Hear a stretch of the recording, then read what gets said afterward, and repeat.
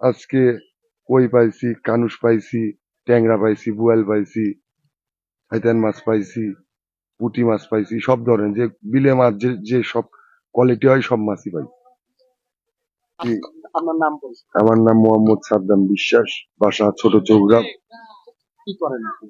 আমি বর্তমান বেকার ছিলাম, 5 তারিখের পর ঢাকা ছাত্র আন্দোলনের একজন যোদ্ধা ছিল। গুলিবিদ্ধ হওয়ার পর গ্রামে এসে আর আমি ঢাকা যাই না চাকরি করি।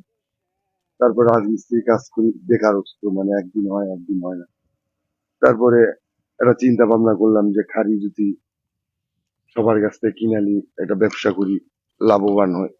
এর জন্য এই জায়গাটা ছোট চৌগ্রাম থেকে বড় চৌগ্রাম 7-8 জন ভাগি।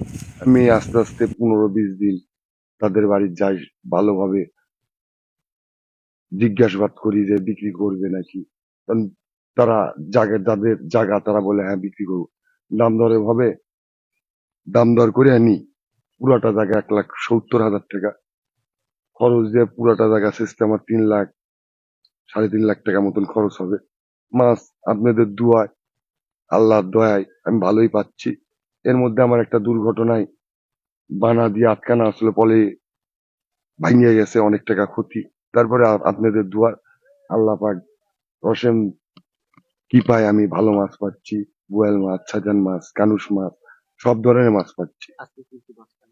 আজকে কই পাইছি, কানুস পাইছি, ট্যাংরা পাইছি, বুয়াল পাইছি, হাইতান মাছ পাইছি, পুঁটি মাছ পাইছি, সব ধরনের যে বিলে মাছ যে সব কোয়ালিটি হয় সব মাছই পাইছি।